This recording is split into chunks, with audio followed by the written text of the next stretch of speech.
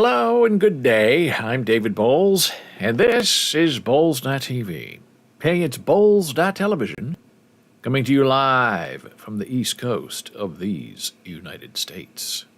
So here we are. Hey, a couple of real fast updates. My eye black for the football game tonight did not turn out very well. I don't know why. It just wouldn't go black. So it's sort of eye gray, which does match the color of my eyes, or so I'm told. This is my latest adventure in skincare, skin cancer. The scab fell off since we were last together, and it looks much better. On the road to recovery.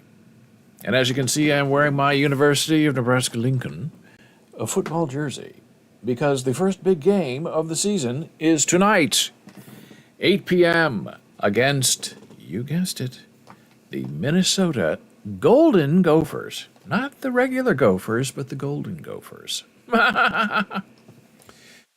It's very interesting with my camera to see if I can ever get my face in focus, because sometimes it does and sometimes it doesn't.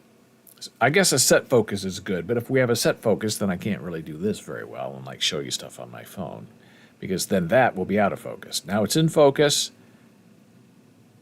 Now I'm in focus. So the first big Nebraska game is this evening, right? And it's against Minnesota. And we have a whole new coach at Nebraska. I am a graduate of the University of Nebraska Lincoln. And his name is Matt Rule, and he replaces the golden child, Scott Frost, who came to Nebraska, conquered, and walked away with $25 million in his pocket for really achieving nothing. And it's sort of still a fascinating, devastating loss, because at Nebraska he was a winner. He went on to a coaching career and was funny and interesting and engaging as a coach. And then he came back to Nebraska, the return of the golden child, and he just failed in every possible conceivable way. And it still puzzles people. How could this happen? Some people say he may have, had an alcohol issue or two, or infidelity in his marriage. These are all the rumors that have been confirmed and denied and reconfirmed. Who knows, really, who cares? Because all that really matters is when you're doing your job or not. And your job at Nebraska is, well, of course, to try to win. But if there had been a genuine effort to make the team better week to week with the total and complete and undivided attention of the coach, Scott Frost could have stayed for the next 50 years. But instead, he chose to not do that. He chose not to perform. He chose the path of sadness and solemnity on his way out. So, what do? You start all over, and that's what Nebraska's doing again, and you start over and over and over until you finally get it right. And does Nebraska have it right? We don't know. We'll find out tonight in the very first game. And as long as the players appear to be well coached, as long as they appear to know where they're supposed to be in time and space, then it's a successful coaching attempt. But it takes players to win. And it must be very hard to be a 30, 40, 50, 60, 70-year-old man, and your life is decided by kids who are 16, 17, 18 years old. And you have to go to their homes and convince their parents that you, as a wise old man, are the right place for their kid to go play football. And it used to just be about winning and morals and character, and now it's all about name, likeness, money, sponsorship deals. It's all changed.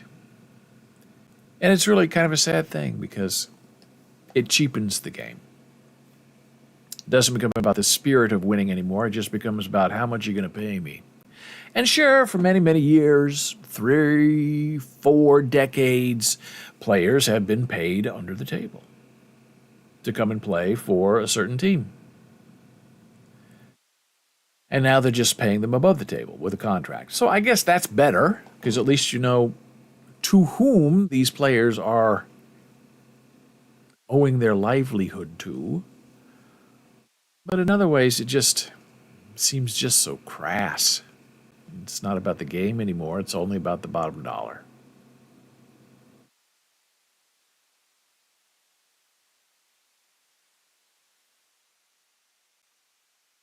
So as you may know, as a loyal fan of this Boles.tv live stream and the ensuing Human Meme podcast, I have been studying Italian to become more fluent so I may be a more effective promoter of the ASL Opera Project, which is something that Jana Marie and I are working on hard every day to bring opera to deaf audiences. A whole new world, a whole new set of people to bring into the opera house because they have been excluded and ignored.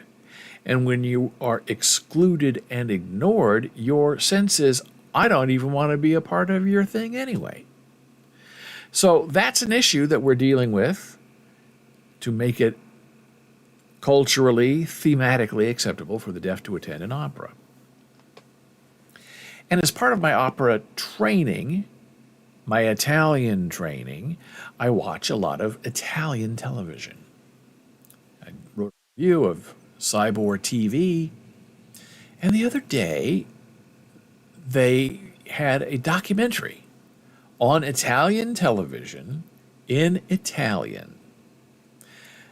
And usually I watch just to immerse myself in the language, but this particular documentary was about the Living Theater, the theater group, started by Julian Beck and Judith Malina.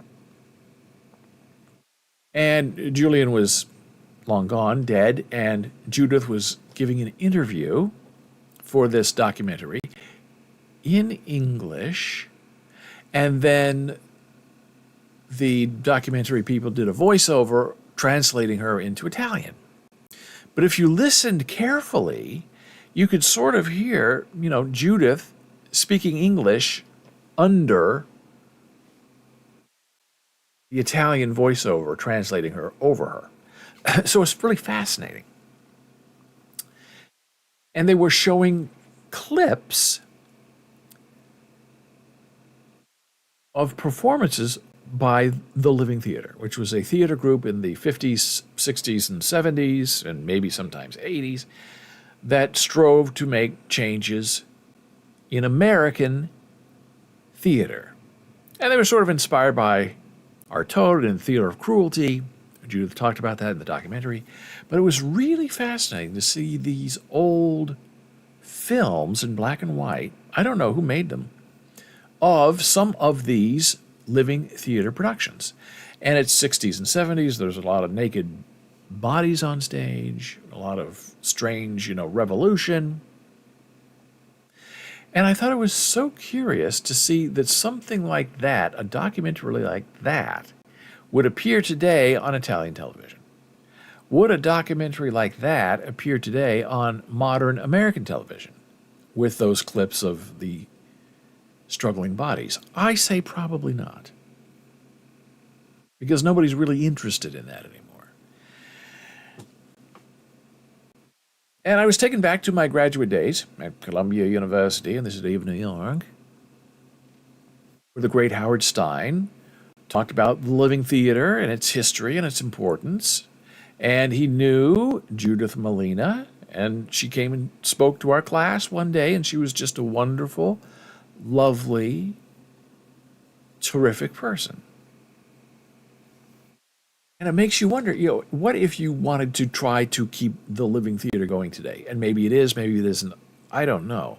But let's say you wanted to have a theater that dealt with political issues of the time that was sort of radical. Now, the 1960s was a very dramatic time, especially in the Americas. 60 67, 68, 69 was a big turning point year. And the sexual revolution. And I remember Howard Stein telling us in the 1960s, when he was at Yale, the battle cry from the students in going against the system of repression was kill your parents. Not kill society, not kill the president, not kill the administration of the university. No, kill your parents. And he said it was kind of a tenuous time to be a parent because you had these radical children of the 60s out to cleanse the world so it's a better place. And to do that, I guess their idea was that they had to kill their parents. That was the rallying cry. Nobody really did it. Okay. And then you think about the 2020s. So we're talking, what, 40, 50, 60 years ago. Couple, 3 generations of change. And the rallying cry of young people today is not kill your parents. It's I'm not leaving the house and my parents are my best friends. Now that's a massive change in theology of the mind and theogony of the body. We've gone from I'm leaving home at 18, I'm striking out in the world, kill your parents, to I'm never leaving my mother. My father and I are bonded forever. I'm living in the basement until I die. Some of that is economic change, but the philosophical change of not wanting to strike out in the world on your own is something that's very interesting. Because in America, you're always taught to be self-sufficient. You get up, you take care of yourself, you go into the world, you make your own way, you don't rely on others. Goodwill, you make your own goodwill. That's the idea. And that's gone today. Now young people want to attach to other people. They want to make other people responsible for their behaviors, their attitudes, and their feelings.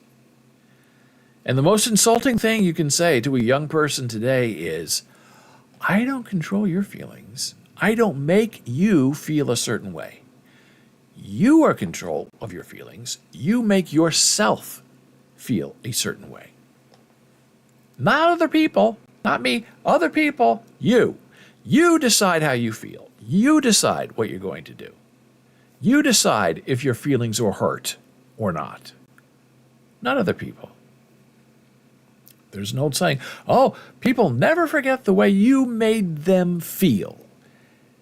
And I've always said, I don't make anybody feel any way. People feel their own way in their own way. It's their life. So I got to thinking about the living theater and what the living theater meant then and if it means anything now. So here's a little bit of background for you that I've done a little research for. So this is Judith Malina. Very lovely. And, after her husband, Julian Beck, died, and she was kind of on her own, and then she got another husband, and I guess the relationship with Julian Beck was sort of open both ways for both of them. It's not infidelity, I guess, if nobody cares. And so after he died, she kind of, I guess, had to keep the living theater going pretty much on her own, so she did a lot of mainstream acting, which was a good thing because she's a very talented actress. She was in the Addams Family as, I think, I don't know, Aunt Thing, I don't know what it is, but she was in that movie. So Judith Malina, just for a little bit of a history lesson, German-born American actress, director, writer, with her husband Julian Beck, they co-founded the Living Theater, a radical political theater troupe that rose to prominence in New York City and Paris in the 1950s and 60s. The Living Theater and its founders were the subject of the 1983 documentary Signals Through the Flames. Now, that's probably what I saw. The 83 documentary from, how many years ago is that? 40. And it was really great. But the interesting thing about the movie, the documentary, is that the whole idea of the theater is that you go and you share the moment with other people in the audience, and then it's gone forever. The theater is not a television show. The theater is not a movie.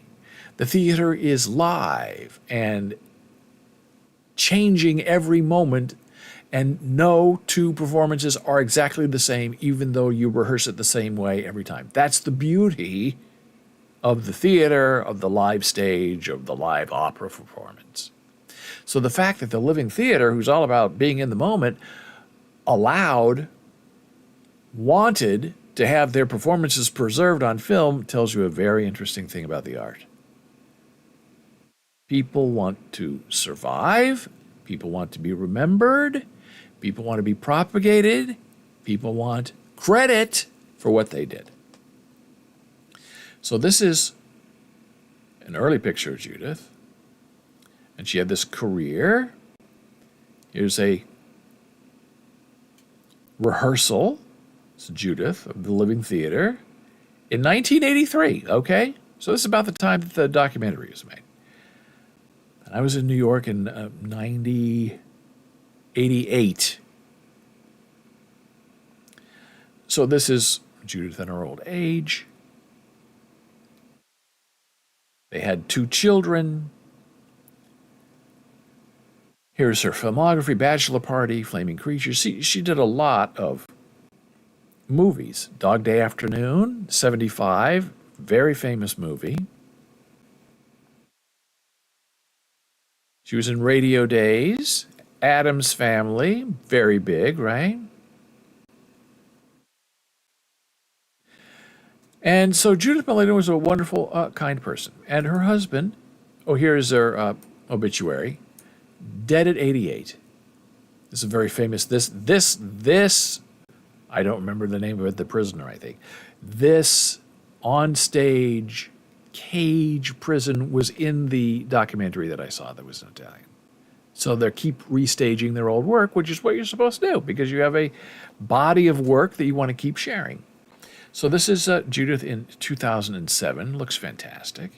And how she died, what her life was like, I'll put all of these links on our Discord server. Love the old pictures. Miss Melina Wright in Arachnia in the mid-90s, right? So she was very alive, very interesting, a 60s free spirit. And it was really an honor to say hello and to get to know her a little bit. So Julian Beck, dead at 60, founded the Living Theater. Now, Julian Beck is a very interesting person. Now, you've probably seen him if you saw the movie Poltergeist. He's the old man outside the window, or the door, whatever it is, talking about death and something's coming. He kind of always looked like a skeleton. That was his thing, right? Not that there's anything wrong with that. Terrifying.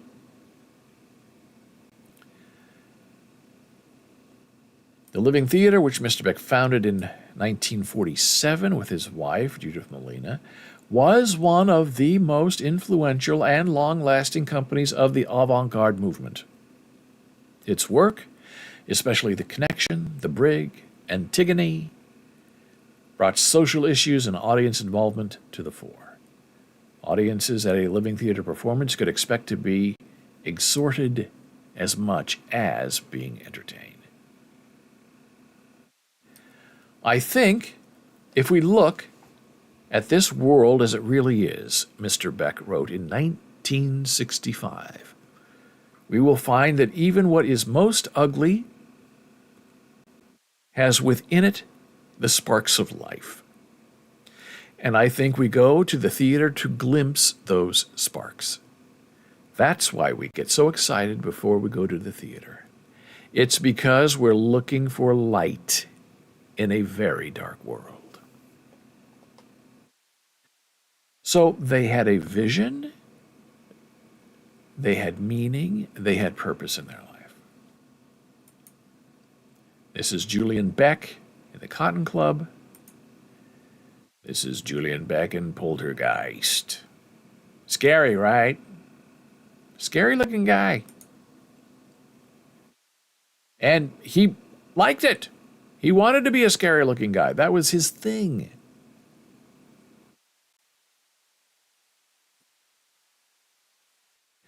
And then you wonder what gets left behind.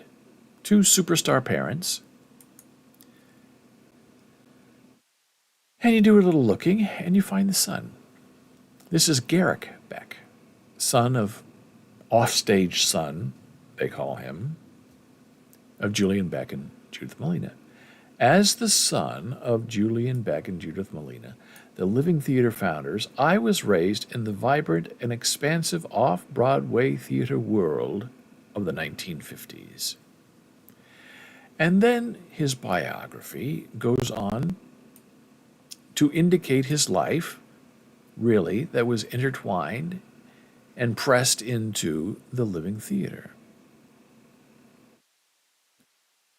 And he goes talking about himself, then talking to his parents, but not his parents saying mom and dad, but saying Julian and Judith gave over one of the studio rooms in their 14th Street Theater to start up peacenik groups and other civil rights activities. I worked there in the afternoon after school learning how to do mailings, paintings, postings, phone trees, and other social organization. So this child of these two theatrical innovators was put to work in the family business, I guess. In the fall of 1967, I entered Reed College in Portland, Oregon, where I studied humanities with friends from the Portland Peace Movement. The Back to the Land movement and the psychedelic arts, health, and yoga communities, we produced the Vortex Festival in the fall of 1970, a free celebration of music and camping that drew 5,000 people. In 1983, when the Living Theater returned to New York, I assisted the company and my parents with technical archival and printing work. We retrieved Julian's caches of paintings, drawings, set, and costume designs from the numerous friends we had and relatives, where he had left them before leaving the States with the theater 2 decades earlier. I worked with salvaging these as well as assisting with literary press and other theater affairs. And they left because I guess Julian and Judith owed the IRS something like $23,000 in unreported income, and they defended themselves in court, and they lost, and they were put out on bail because they weren't really seen as a threat, and I guess they up and ran away to Paris and stayed there for about 20 years. So this is the offspring of Judith and Julian, one of them. And this is his life that he shares in an autobiography. Now, it's interesting what people decide to share when they talk about themselves. And people who tend to talk about other people and other influences when it's your own biography is a very interesting case study in how people think and feel and are formed.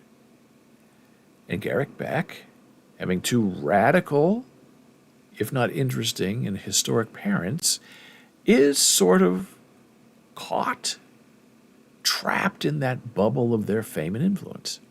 And it's not just him, Sean Lennon, Julian Lennon, John Lennon's sons, same sort of bubble. Danny Harrison, George Harrison's son from the Beatles, in a bubble. In a way, it's sad and lonesome. You may have a trust fund. You may have names, infamous names, from which you cannot escape. And the old saying, Henrik Ibsen wrote about it quite a lot. August Strindberg quite a lot. Sins of the fathers are visited upon the sons. And if we want to extend the thought, the sins of the father and the mother are extended and visited upon the kids. And you begin to wonder how people are trapped in not who they are or what they want to be, but what their parents are, and how their parents chose to defend and define themselves. It's a bit of a harbinger. You wonder, how do these children survive? Can they go their own way? Can they pop that bubble and do something else and find their own way in the world? Sometimes it's better just leave home at 18, disconnect everything, strike out nameless, humorless, backgroundless, and just see what path the world leads you to take. It's dangerous, but that's the way it used to be. Today, you just sort of stay in your bubble, play video games, be online, and stay best friends with your parents. And now we're taking a very brief break, returning in a moment.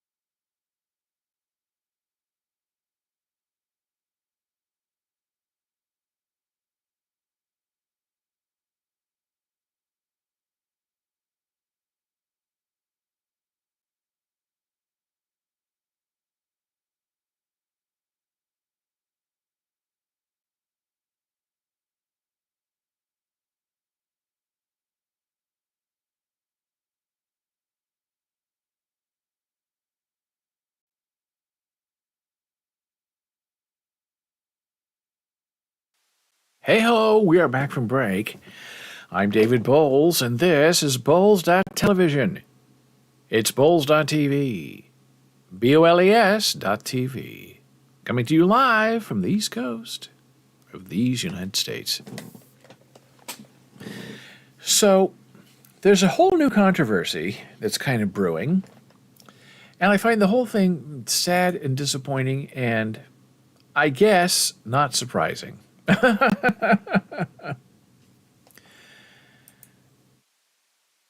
Harriet Tubman founded the Underground Railroad. And when you're a young kid in the Midwest and it's Black Appreciation Week in 1970, you're told by your, third, fourth grade teacher, hey, find a black person in history that you can, make a cutout of and put it on your locker, and we'll celebrate Black Americans Week. Hey, that's what we did. And I remember one of those years was Harriet Tubman. And I remember coloring her cutout body, and I think she had a pink robe on or purple robe or something like that.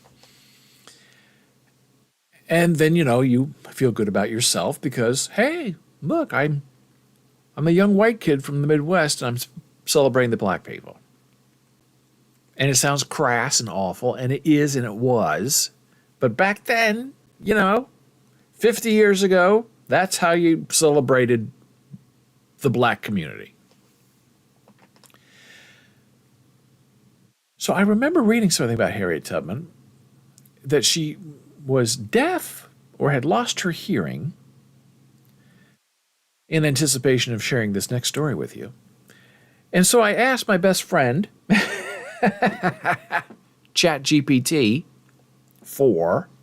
hey, was Harriet Tubman deaf? And I was very quickly and rudely corrected. Was Harriet Tubman deaf? No! Harriet Tubman was not deaf. However, she did suffer from health complications due to a traumatic brain injury she sustained as a young girl. I did not know that. Around the age of 12, ChatGPT says, Tubman was struck in the head with a heavy metal weight by an overseer, causing severe damage. As a result, she experienced symptoms such as seizures, severe headaches, and narcoleptic episodes for the rest of her life. I did not know any of this either. These episodes, ChatGPT says, sometimes referred to as sleeping spells, could resemble unconsciousness and might have led to some misconceptions about her sensory capabilities, like was she deaf? These medical conditions, although debilitating, did not deter Tubman from her extraordinary accomplishments. She became an American abolitionist, humanitarian, and spy for the United States Army during the Civil War. She is most famous for her role in liberating enslaved people through the Underground Railroad, a network of anti-slavery activists and safe houses. It is essential to approach Tubman's life with the nuanced understanding that, despite her medical setbacks, she was a remarkably resilient individual whose contributions to American history are immeasurable. For further reading, so I'm going to ask, what is an overseer, just so we get the definition.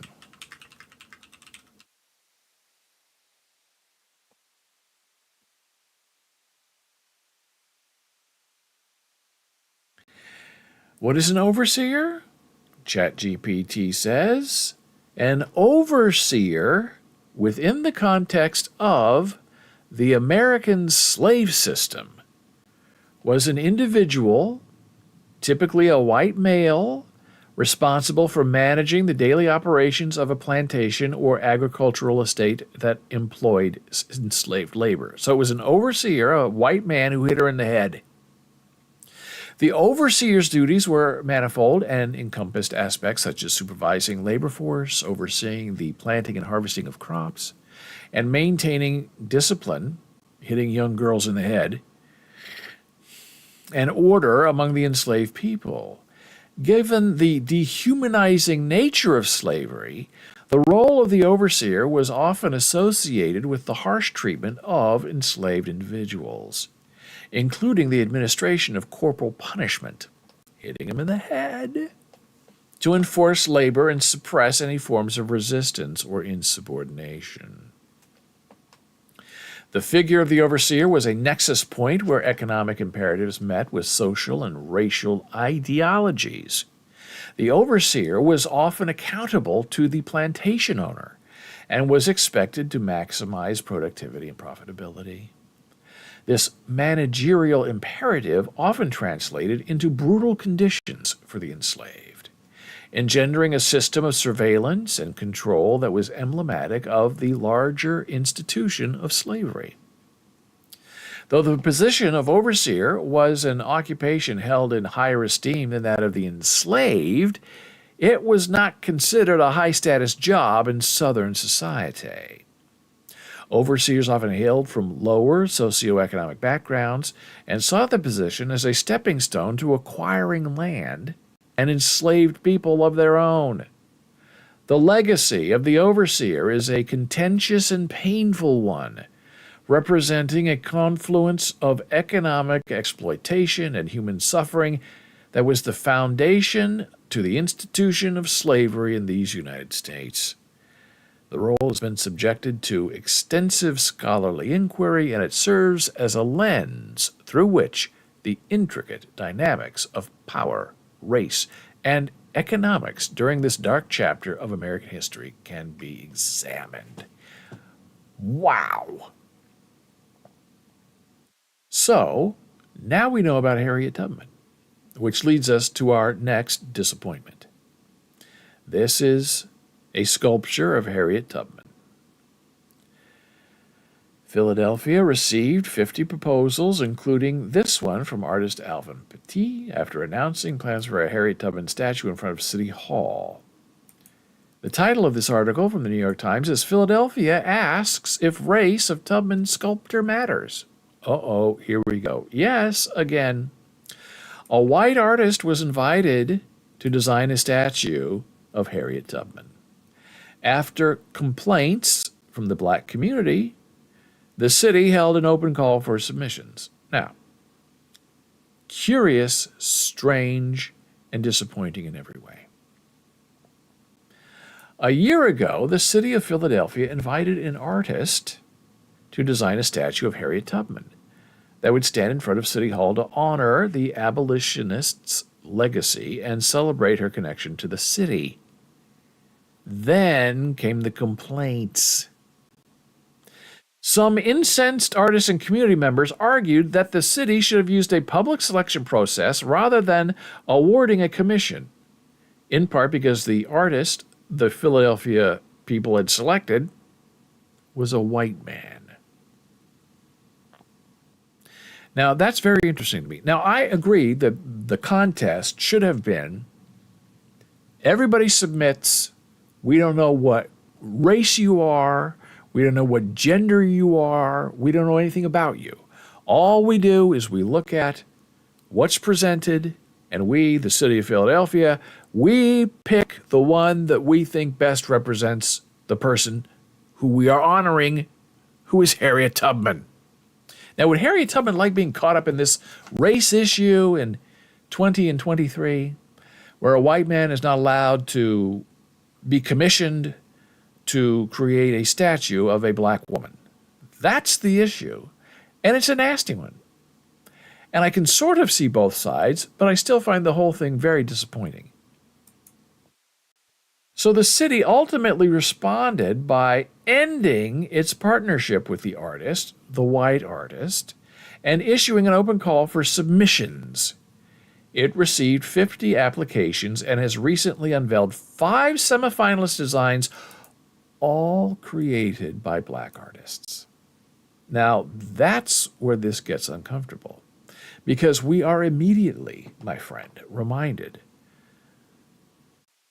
of the issue from a few months ago of The Lion King on Broadway and the big rigmarole that was going on with that show being interpreted for the deaf, where a person in charge of interpreters wrote to a white hearing interpreter saying, because you are white, you cannot interpret for black people on the stage.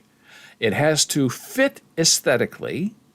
Therefore, the skin color must match the skin color of the interpreter and the skin color of the artist on stage.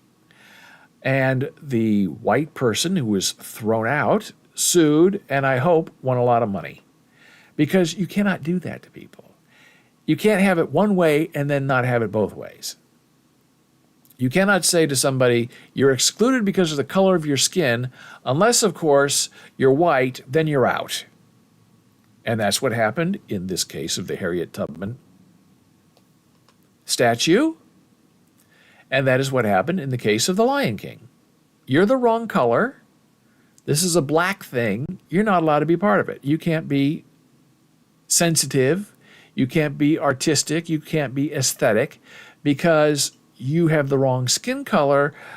And yes, people use that against black people for, 100 years. But now that we're coming up and these are our people, you're not allowed to be a part of it.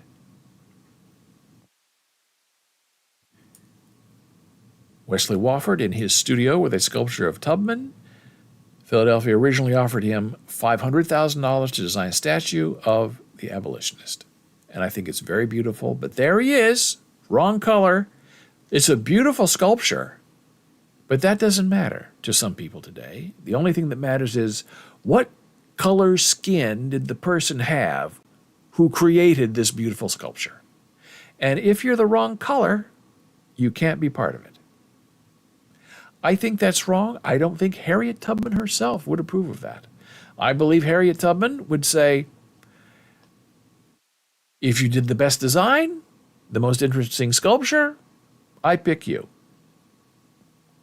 Now, they're trying to win this, force this on a technicality that the person was just commissioned because he's very talented, instead of having it opened up as a contest for the commission. Okay, all that's fine, but it takes us into a deeper idea of problems we've had all along, and not just with race, but also of gender. There are some people who say that writers cannot write a woman character if that writer is male, because a man can never understand the heart, the inner workings of a woman. Now, if you'd flip that around and say a woman writer is not allowed to write a male character, people would be outraged. But because it's a man writing about a woman, how can a man ever understand a woman? Then there are some people who try to make that an issue. And to those people, I say, okay, if it's all about experience and direct knowledge through direct experience, how then can any writer, male or female, write about, let's say, the President of the United States? Because the logic, the illogic, is the same. Oh, you can't write about the president unless you've been the president of the United States. Well, how many people can say that? What, 40, 46? Who knows? Not very many. And that, on its face, is ridiculous. You would laugh me out of the writer's room. What do you mean we can't write about the president if we haven't been the president? And I would say, well, what do you mean? How can a man not write about a woman? Why is he not allowed to write about a woman? Because he's not a woman. But a woman can write about a man. It's these sticky, some would say woke, issues of unfairness that are flipped to be conveniently fair. And we've seen it throughout history, and it's not going to stop. And I think it's only going to get worse. Oh, a person from New York can't write about someone living in the South because they don't understand. They don't get our history. They don't get our culture. You only write about what you've directly experienced. Well, if that's the case, science fiction, done. Because people who talk that way, people who disallow people because of the color of their skin, either way, their talent, their gender, their ingenuity, they are promoting a lack and a loss of creativity and imagination. You can't possibly imagine and then write about what it's like to be me because you're not me. You can't write about a mass murderer unless you're a mass murderer. Nobody can write about Abraham Lincoln because you might know the facts, but you don't know how he really felt. But then we have a Supreme Court who says, oh, we base all of our decisions, wink, wink, on original intent because only we, the Supreme Court of these United States, can possibly know what the original founding fathers meant when they wrote the Constitution all those years ago.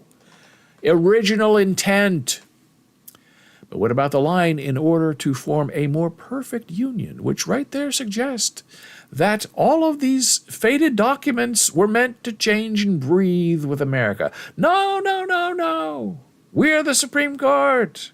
We know the original intent, and this is what it means. It's all ridiculous. We have to try to get along with each other. We have to welcome thoughts and visions and imaginations from a wide variety of people, no matter what color they are, no matter what sex they are, no matter how they identify and relate to the world. Everyone can be heard, everyone can be involved, everyone can be determinative, but I would argue talent and creativity matter. And to me, talent and creativity trumps all of that because it's all done without the microscopic intention of imagined influences and motivations. You either see something and you say, that's big talent, or you see something and you know, wow, this is what it's supposed to be.